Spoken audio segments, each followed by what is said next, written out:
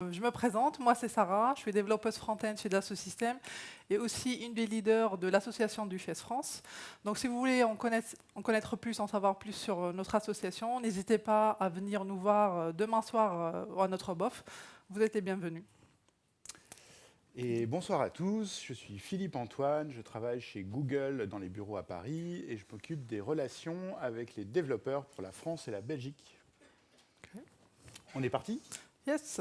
Sarah, tu nous expliques un petit peu Lighthouse? Oui, Lighthouse. Alors Lighthouse, c'est un outil open source qui est intégré dans les DevTools de Chrome et est destiné aux développeurs afin d'effectuer des audits de performance, d'accessibilité, de compatibilité avec les Progressive Web Apps et SEO, dans le but d'améliorer la qualité de votre site web. Et en plus, en fait, ce qui est pratique, c'est qu'il vous donne une liste, une to-do list avec toutes les actions nécessaires et en plus avec les explications. Voilà. Super. Alors, ça veut dire que là, si j'ai envie de créer mon blog, par exemple, on va pouvoir tester la perf de ce blog avec cet outil-là. Exactement. Bah, tu sais quoi, on va faire ça. Allez, c'est parti. Alors, on démarre. Qu'est-ce que je vais utiliser pour faire mon blog? Au hasard. Hugo, par exemple. Au hasard, Hugo. Donc tout est prêt. Vous connaissez Hugo dans la salle? Qui connaît Hugo? Ok, non, pas beaucoup. Pas Alors, vraiment. Hugo, c'est un générateur de sites statiques qui est fait en Go. Et il est très réputé par sa grande rapidité de génération de pages. En fait, il lui faut juste une petite milliseconde pour générer une page, ce qui fait 1000 pages à la seconde. Et je trouve ça vraiment impressionnant. Donc, Donc là, je vais donc juste tu as lancé le serveur. Je lance le serveur. Donc j'ai généré mon Hugo. Très bien. Ok, super. Voilà. Donc je pense qu'il faut, là tu as créé un post, mais je pense qu'il faut le peupler du coup avec des données, donc Alors, attends, un petit j'ai peu pas du encore créé le texte. post. Ah, il n'est pas encore créé, ok. Là, j'ai créé le post. Super. Fantastique. Il faut que je relance mon serveur. Je ne sais pas si vous voyez bien. Hop. J'ai relancé mon serveur. Tac. Ou pas. Ah oui, mais oui. Si je ne lui demande pas de lancer le serveur, forcément. Ouais. Hop là, parfait. J'ai créé mon first post. Voilà, Donc je là, c'est pense un peu vide. Voilà, oui. On est d'accord. On va ajouter du texte. On va faire un peu de markdown. Donc l'objectif, c'est pas non plus de vous expliquer Hugo, mais on va juste démarrer un peu rapidement. Donc on va ouvrir mon first post, ici. Hop, tac. Qu'est-ce que ça donne? Il y a du blabla. C'est pas mal. Fantastique. Je pense que peut-être il faut ajouter une petite image. Ok, donc je triche avec ma cheat sheet. Hop, sur mon first post. Tac. Et là, je suis plutôt content de moi. Super. J'ai un premier billet de blog. C'est parfait, je pars en prod. Bah, c'était super rapide. Donc là, je pense qu'on va commencer à lancer Lighthouse. Donc là, on va ouvrir. Tu es en train de dire que peut-être que je peux améliorer mes performances. Bah, je pense qu'ils vont être pas mal, mais quand même, je pense que. Enfin, Lighthouse, il va nous donner quand même une liste à faire. Eh bien, regardons. Pourtant, Hugo, c'est censé être un site, un générateur de sites qui va très très vite. Oui. Alors, regardons ce qui se passe. Alors, pour trouver Lighthouse, il faut aller dans l'onglet Audit. Donc là, il est un petit peu caché quand même, donc je pense que je vais passer ici devant. Donc là, tu as tiré l'onglet qui est Oui. tout au fond à droite, Voilà, qui s'appelle Audit, et tu l'as remis tout devant. c'est ça, exactement. Donc Ok. je vais lancer mon audit. Là, on voit les 5 thèmes, donc performance, compatibilité avec les Progressive Web Apps, best practices, accessibilité et SEO. Donc là, je lance l'audit. Là, on voit quand même qu'il teste la responsiveness de notre page. Oui, donc d'abord, c'est sur... il est mobile first, il teste sur un mobile. Exactement, oui. Oui, oui. Ok. Parce que les Progressive Web Apps, quand même, ils sont responsives. Là, on a vu un petit dinosaure, c'est-à-dire qu'il ne marche pas offline. Donc il a testé le offline, la Oui. version offline du site. Ok. Et je pense que c'est terminé. Là, on a les résultats. Alors attends, on voit un petit peu, pas super bien. Je vais juste... Tac. Hop. Voilà. Ok, donc je pense que c'est pas mal quand même tout On est ça. pas mal, la performance 97. Ouais, c'est pas mal. On est bien, Mais bon, on n'a pas trop de contenu quand même. c'est vrai.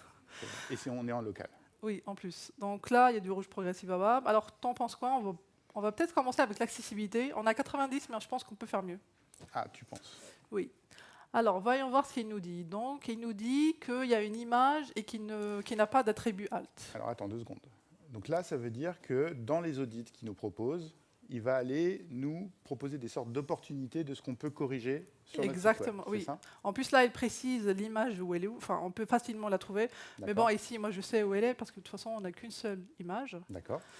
Donc, je vais modifier, je vais Alors, attends, ajouter... peut-être pas dedans. Hop. Ah, si. Dans le... Ah oui, si tu es dedans. Si. Donc, je vais ajouter mon attribut. Donc là, il manque le alt pour pouvoir donner la description de la... Voilà, je monte juste un petit truc comme ça avec un Donc OK. là, le suspense, c'est de savoir de combien on va passer, de 90 à... Voilà, donc là j'ai sauvegardé. En fait ici ça paraît juste une petite modif minime, mais finalement elle est très importante pour les personnes malvoyantes parce que le lecteur d'écran a besoin de cet attribut pour lire le contenu de l'image et le dire oralement. Donc là on va lancer un deuxième audit. Cette fois on va lancer juste ce qui nous intéresse, donc l'accessibilité, pour voir ce qu'on a fait, ce qu'on a amélioré ou pas. Alors attends, 2 secondes. Avant de lancer l'audit, là, tu as cliqué sur le petit plus, c'est ça? Oui, et d'ailleurs, Ok. on va voir un historique ici des audits. Ok, Comme ça, on peut revenir à notre premier résultat. très bien. Eh bien, super, on est passé à 100%. Waouh, trop fort. Top. Donc là, on revient justement à notre premier résultat. Je pense qu'on peut faire un best practice, donc ici de l'orange. Ouais. Alors, qu'est-ce qu'il nous dit? Il nous dit qu'on n'est pas HTTPS, mais ça, c'est normal parce qu'on est en localhost, donc quand on va le déployer, il vaut mieux être en HTTPS. HTTP2 ici, donc bon, ça va dépendre de notre serveur. Là, on voit des browser errors. Donc, d'ailleurs, on les voit ici aussi. Donc, qu'est-ce qu'il nous dit? Il nous dit qu'il n'arrive pas à trouver deux fichiers custom.js et custom.css. Je ne pense pas avoir modifié des fichiers comme ça, donc je pense. Là, c'est un template par défaut et Voilà, on donc n'a pas fait de customisation. on donc va les. pour je l'instant, ils pense ne aussi. servent à rien. Donc on va les supprimer. Alors je vais aller dans mon fichier de config.toml.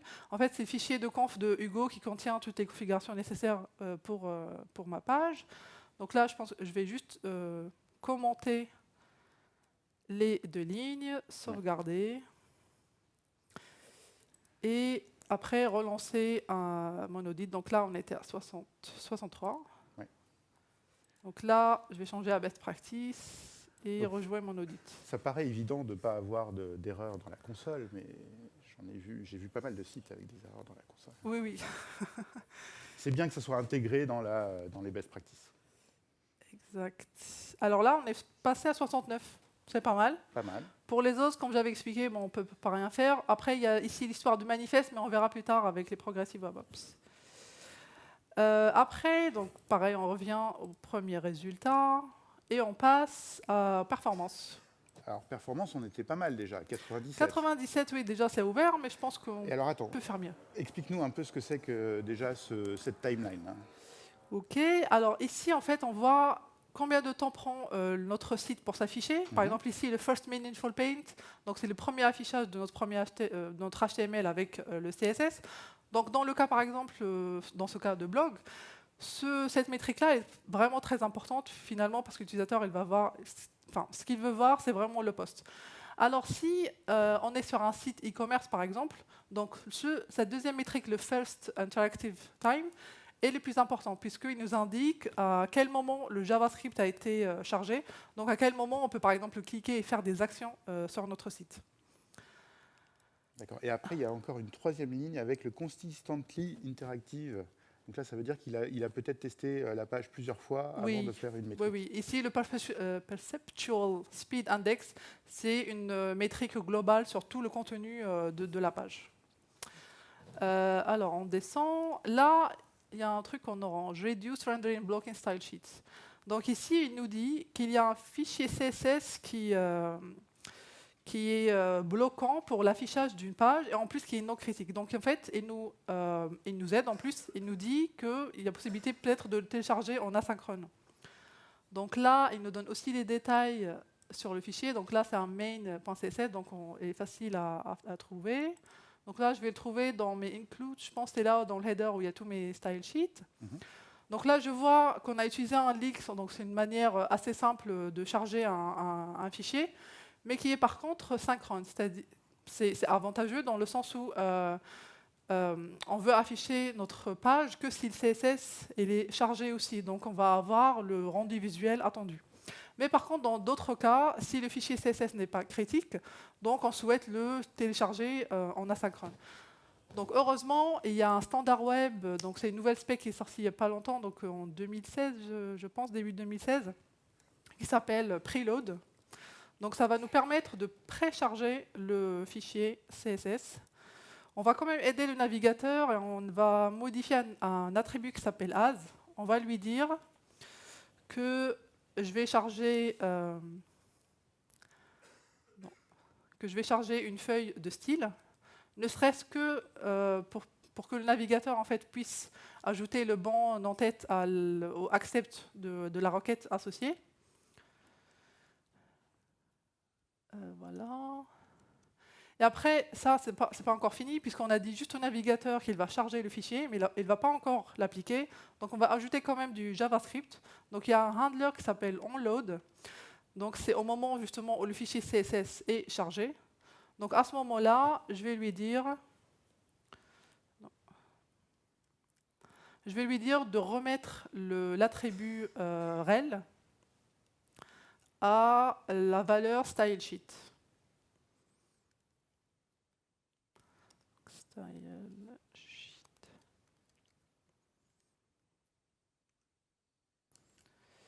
Et voilà, je pense que c'est bon. Ouais, c'est bon.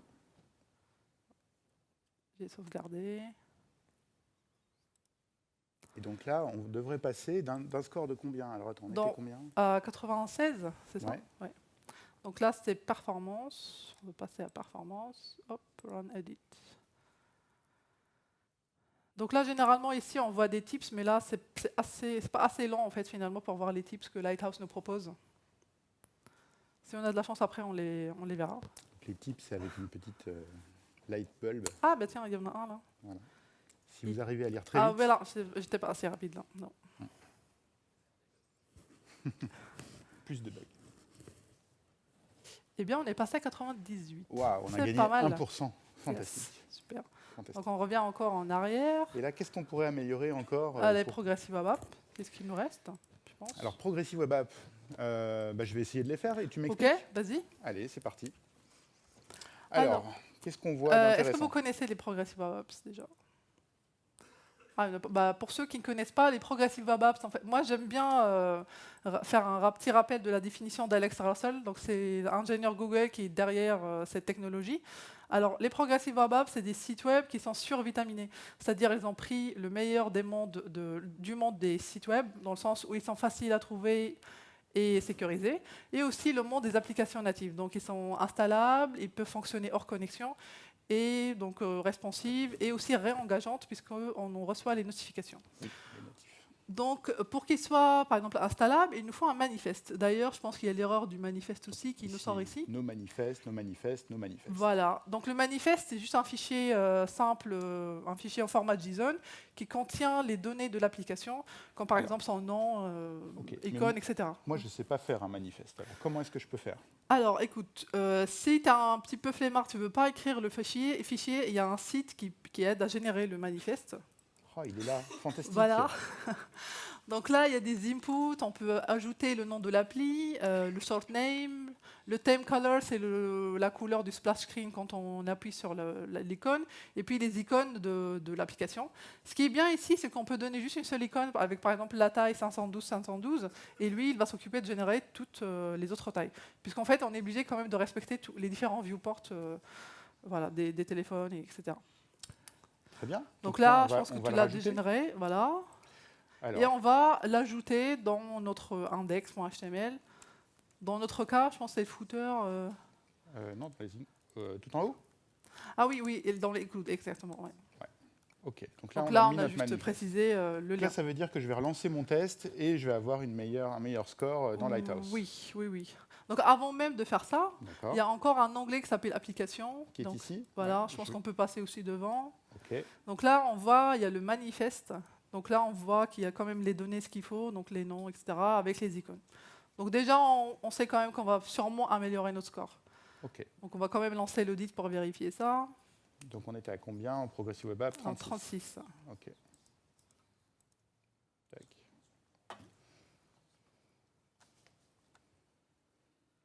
qu'on va avoir un autre type là aujourd'hui. Mais d'ailleurs, en fait, bon, il y a une petite précision sur Lighthouse. Donc Lighthouse il est disponible aussi en module Node, ce qui est super pratique en fait si vous voulez par exemple ajouter une nouvelle étape dans votre workflow d'intégration continue.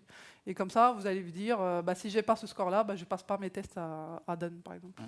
Par exemple sur les best practices ou des choses Ouais, comme voilà. ça. Ou sur la performance. Exact. Ok, donc on est bien mieux là, on est Ouais, à 55. 10% de plus. Qu'est-ce que je peux améliorer d'autre? Donc là, le service worker, le service worker il est indispensable si on veut une application qui marche offline et aussi qui est réengageante donc avec les notifications. Donc il faut en créer un. Donc service worker, c'est juste un fichier JavaScript qui est lancé par le navigateur et qui joue le rôle d'un proxy entre le réseau Internet et le navigateur. Donc il va intercepter les requêtes et après soit faire le cache, soit donner du contenu à la page.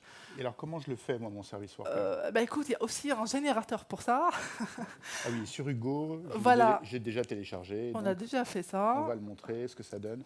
Donc souvent, quand vous avez des problématiques un peu classiques, ou avec Hugo, ou avec d'autres choses, les service workers sont déjà disponibles. Voilà, exactement. Là, Sinon, il y a un outil qui s'appelle SW Toolbox. Je pense que c'est avec cet outil-là que cela a été généré, justement. Donc ici, on va juste trouver un code qui contient toute la stratégie de cache et aussi comment on va donner le contenu à notre page avec la stratégie choisie. Par exemple, est-ce qu'on va être cache first ou network first, etc. Sinon, si vous voulez en savoir plus sur ça, il y a un book qui est super intéressant qui s'appelle The Offline Cookbook de Jack Archibald. D'ailleurs, c'est la personne qui est derrière Service Worker. C'est un collègue, je pense. Oui. Donc, pour le Service Worker, donc là, on l'a créé. Il faut quand même aussi le référencer et l'ajouter, enfin l'enregistrer. Peut-être en bas, juste à la fin, dans le body. Oui. Donc là, on a déjà notre script. Mais il est super simple ici. Donc, on va juste vérifier que le service worker il est bien disponible dans notre navigateur. Et puis, on va faire l'enregistrement, on va préciser le path. Et puis voilà, là, on ne fait pas grand-chose. Voilà, c'est juste pour exemple. Donc là, ça veut dire que pareil, je vais relancer mon test et ça va bien se passer. Exactement. Est-ce que dans l'application, je peux le voir aussi, mon service worker? Oui, j'avais oublié ça. Oui, déjà, le service worker elle est déjà là en activité des running. Il est enregistré. Donc, je suis sûr qu'on va améliorer le score. On va repasser peut-être un audit sur toutes les... OK. Allez, hop. Et donc là, l'idée, c'est de pouvoir voir tout ça. Alors moi, je vois quelque chose qui est intéressant, c'est là, ici, Emulation. Donc là, on a choisi mobile par défaut, c'est ça, et c'est 3G avec du CPU slowdown, c'est ça. Ça veut dire qu'on se met dans les conditions d'un utilisateur qui a une... Voilà, par exemple, oui. Oui. Et à chaque fois, il va aller clearer le storage. Donc, il va aller supprimer des choses qui auraient été stockées. Voilà, ouais, comme par exemple le service worker et tout. Comme le service worker. Ouais. Bon, là, on est beaucoup mieux. Alors. Ouais, tout vert. Job accomplished. Parfait, cool. Oui. Donc là, ça veut dire qu'avec Lighthouse, je peux tester la perf de mon site que je suis en train de développer, ou alors d'autres sites. On pourrait peut-être tester ça sur un autre site. Ouais, par hasard, quel site vous proposez? Bien sûr. Alors, l'idée aussi, c'est pas forcément de regarder les scores qui peuvent être très bons ou pas forcément super bons, mais c'est peut-être de voir tout ce qu'on peut améliorer et puis d'être un peu constructif, quoi. Oui. Ça, on peut aider. Hein. Alors, devox.fr. On va lancer les DevTools. Donc, tu m'as dit audit. Audit. OK, plus. On va lancer l'audit. OK. Déjà, le Lighthouse, il met un peu plus de temps que d'habitude à se charger. Oui. Mais c'est vrai que même sur le site officiel de Lighthouse, il met généralement que ça prend entre 60 et 90 secondes. Ouais, pour se lancer. Oui. Okay. Ce que je m'attends à avoir sur le site de Devox, c'est en général, quand je cherche dans un moteur de recherche les speakers ou les talks, je tombe assez facilement sur les bonnes pages sur le site de Devox. Donc, je m'attends à ce que le score SEO soit plutôt bon. Ouais, on fait pareil. Donc, on va voir. Hein. Oui. Est-ce que ça va être 10, 100 je ne sais pas. Après, sur la performance, je le sens un petit peu moins bien. Là. Ouais, elle est assez longue quand même. Allez, on arrive au bout. Mais il y a beaucoup d'images aussi. Alors, c'est quoi les erreurs ou les problèmes de perf habituels qu'on a sur un site web? D'ailleurs, justement, en parlant de ça, c'est les images. Généralement, les images, c'est les images en fait, qui prennent le plus gros tas d'octets téléchargés. Donc, pour, sans pour aller les pages. jusqu'à la Progressive Web App, peut-être Oui. déjà regarder les images. C'est ça, donc c'est il pas faut mal. par exemple les optimiser, choisir la taille, etc. Et même tirer profit des balises, par exemple Picture, donc de HTML5, qui vont nous permettre de choisir les tailles par rapport au viewport. Il ne faut pas oublier aussi les images vectorielles, par exemple, qui sont plus light et aussi qui peuvent être redimensionnées facilement sans perdre la qualité de l'image. Donc pour être responsive, je pense que c'est pas mal. Quoi d'autre? Tirer aussi profit des effets CSS, parce que des fois, on a toujours tendance à choisir des images au lieu des effets CSS, parce que peut-être avec des problèmes de compatibilité navigateur, donc on choisit ça. Mais quand même, il faut peut-être des fois faire l'effort, surtout que ça évolue rapidement. Quoi d'autre à part les images? Il y a les web fonts aussi, donc il ne faut pas oublier de les optimiser, minifier son CSS. Après, pour son JavaScript, il ne faut pas oublier aussi de faire le code splitting, surtout que maintenant, il y a beaucoup de bundlers, comme par exemple Webpack. Donc déjà, si on fait tout ça, ouais, je pense que ça va. Oui. On revient à Devox. Alors du coup, le SEO est pas mal, 89. Oui, mais performance 25. Performance, il y a des choses à améliorer. Alors regardons un petit peu ce qui pourrait être intéressant. Qu'est-ce qu'il nous raconte là-dedans? Si on regardait un peu l'accessibilité, là, il y a des choses à améliorer. Tiens, il y en a un qui m'intéresse, là, color contrast. Ouais. Qu'est-ce que ça veut dire, ça? Regardons ce qu'il nous dit. Donc là, il me dit qu'il y a un contraste de couleur qui n'est pas terrible. Donc là, oui. Si j'ouvre, en fait, quand je hover là-dessus, il va aller me highlighter, enfin me mettre en avant l'élément du DOM. L'élément qui pose un problème. Qui pose un problème. Donc je vais aller cliquer dessus. Et donc là, on va voir juste sur la couleur. Là, il y a un truc qui est intéressant, c'est que là, je vois un petit truc rouge, là, une sorte de machin barré. Il me dit le contraste ratio est de 2. OK. Et si je le change, qu'est-ce qui se passe? 2, 8, 3. Ah, 3, il est content. Ah, c'est bon. Et bah, par exemple, si je faisais cette modif-là, alors j'aurais peut-être une meilleure score sur... Donc là, franchement, c'est vraiment une petite modif. Si ça peut aider, par exemple, les personnes avec une déficience visuelle, c'est pas plus mal. Super. Qu'est-ce qu'il pourrait y avoir d'autre comme petite chose à corriger? Qu'est-ce qu'on voit? Bah tiens, celui-là est intéressant. Sur les sécurités, oui. Donc là, il y a un souci de vulnérabilité. Donc là, oui, on voit que quand même, il y a 2 librairies, donc Bootstrap jQuery, avec des anciennes versions, ouais, avec des vulnérabilités. 2.1.4, typiquement. Ça, visiblement, c'est Snyk qui fait le scan des librairies pour savoir s'il y a des vulnérabilités. Bah tiens, ça c'est intéressant finalement pour les gens qui font pas trop de veille. C'est intéressant de voir ça, d'être précisé comme ça. On sait directement quelle librairie a changé. Ok, intéressant. Donc ça, c'était le site de Devox. Mais après, ce week-end, je regardais un peu mon fil Twitter et tout d'un coup, tout le monde s'est mis à parler d'un nouveau générateur de sites statiques. Ok, comme il y en à a part toutes les Hugo, semaines. quoi. Ouais. Et ça s'appelle VuePress. Ok. Donc moi, je voulais te demander ton avis sur VuePress. Bah, VuePress, déjà, vu le nom, il doit être fait avec Vue.js. Au hasard. Au hasard. Alors, ok, on va aller voir sur le site. Là. Ok, et alors qu'est-ce que tu en penses? Bah, on va voir ses performances, tiens, avec Lighthouse alors, aussi. Lançons Lighthouse là-dessus. Ok. Audit. L'onglet a changé de place. Donc là, moi, je m'attends à ce que la perf soit pas mal sur VuePress. Si c'est nouveau, c'est forcément mieux. Oui, normalement. Au moins, le score des Progressive Web Apps, normalement, il doit être mieux. Sinon, ça ne vaut même pas la peine. Ça, toi, c'est ta façon quand même de commencer à évaluer. Oui. Non, mais je suis à fond Progressive Web App maintenant, en fait. Bon, on est pas mal. La perf 99, Progressive Web App 73. Bon. Et sur tous les autres, on a des excellents scores. Ça veut dire qu'en fait, on a des scores qui sont meilleurs que sur mon Hugo, où on a fait nos modifs de base. C'est ça. Je pense du coup, la prochaine fois, il faut partir de VuePress. Ok, et peut-être qu'on pourrait faire un truc. Tu penses qu'on pourrait proposer à Devox de refaire le site de Devox en VuePress? Oui, ça sera nettement mieux, je pense. Allez, si les organes nous entendent. Voilà, on est partant pour vous faire une version en VuePress de Devox. Cool, bah parfait. On fait un petit résumé des choses qu'on a vues? Oui, donc on a vu comment utiliser Lighthouse sur les outils de dev. Donc comme j'ai dit, on peut l'utiliser aussi comme un module Node. On a amélioré les performances, on a aussi amélioré le fait des progressive web apps, avec une to-do list, par exemple pour le manifest service worker. L'accessibilité, donc on a vu juste un petit exemple, mais il y en a vraiment plein d'autres. Surtout que c'est un point qui est un petit peu négligé par les développeurs. Et puis les best practices aussi, ce qui est bien, c'est que donne justement une qualité globale de notre site, et aussi les best practices, comme son nom l'indique, et SEO pour améliorer notre référencement. Ouais. Super. Peut-être après, oui, vas-y. Oui, j'ai une petite question pour toi. Dis-moi. Sur Lighthouse, du coup, tu dois savoir s'il y a des nouveautés ou pas? Alors, oui, il y a mes collègues qui m'en ont parlé un peu. Lighthouse, c'est quelque chose qui change régulièrement. Il y a des nouveaux audits qui sont ajoutés constamment. Par exemple, dans la dernière version de Chrome, voilà, donc là, c'est sur le blog des développeurs Google, on a ajouté 2 nouveaux audits dans la version 66. Avec plein de petites améliorations, donc des choses un peu sympas. Et donc à chaque release, il va y avoir des nouveaux audits. Okay. Dans les mois qui viennent, même dans les semaines qui viennent, il va y avoir Google I.O. qui aura lieu du 8 au 10 mai. Souvent, c'est le moment où on annonce un petit peu les nouveautés sur le côté web. Jetez-y un œil, ça va être sympa.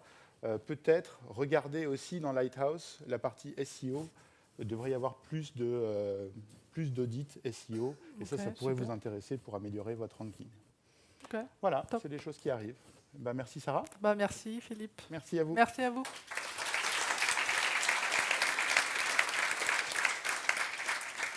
Donc on a 3 minutes 40 secondes pour les questions. Oui. J'aurais voulu savoir si le moteur d'audit, comment il fonctionne. Est-ce qu'il balance toutes les données à Google et c'est Google sur les serveurs qui fait l'analyse, ou est-ce que c'est vraiment un standalone qui tourne juste dans le Chrome local?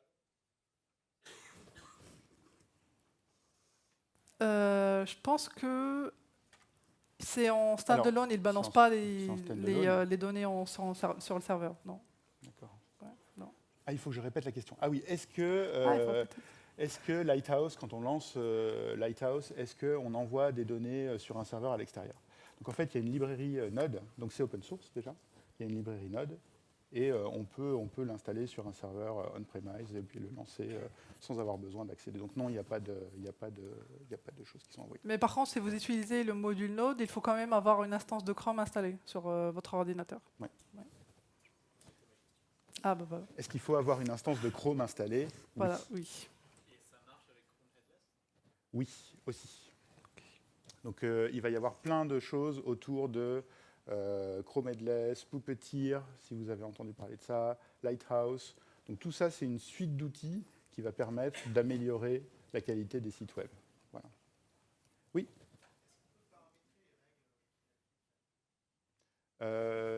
Non.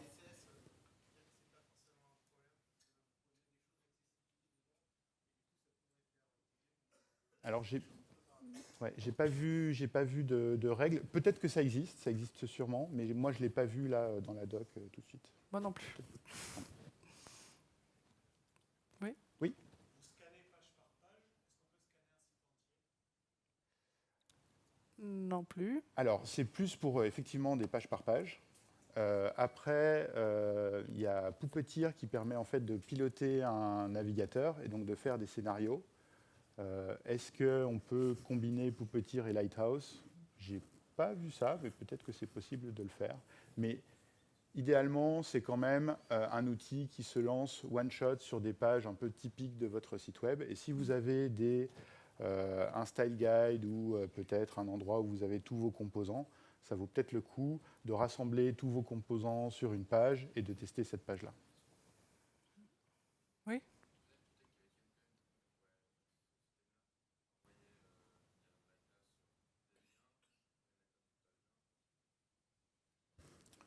Donc la question c'est, est-ce qu'on peut, avec NPM, piloter Lighthouse pour lui dire va là-bas, va là-bas, va là-bas, c'est ça?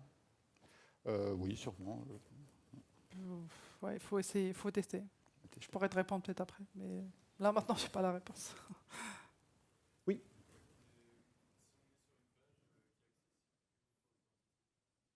Si on est sur une page accessible uniquement quand on est authentifié. Donc là, tu penses à de l'intégration continue sur... alors, faut savoir, Lighthouse, c'est quand même fait d'abord pour des sites de contenu statique. Là, j'ai l'impression qu'on passe dans les single-page applications. Donc là, on est un peu moins dans ces use cases-là, et on est plus dans les use cases de éditorial, blog, voilà, landing page. Donc la réponse est non. Oui.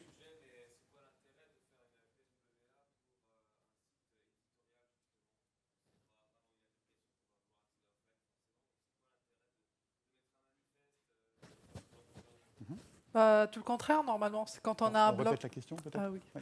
Donc il disait, c'était quoi l'intérêt d'avoir une progressive web app, par exemple, pour ce type de site, qui est par exemple un blog, c'est ça? Oui. Donc en fait, moi je dirais, par exemple, si tu es dans le métro, tu n'aurais pas envie de voir ton poste quand même? Ou alors, Même si t'as sur pas de le site connexion. de Devox, avoir la schedule en Voilà, offline. je pense. Oui, c'est possible. Ce serait possible. Ouais. Et c'est la dernière question, je vois des grands Ouais. signes. Merci à vous. Merci.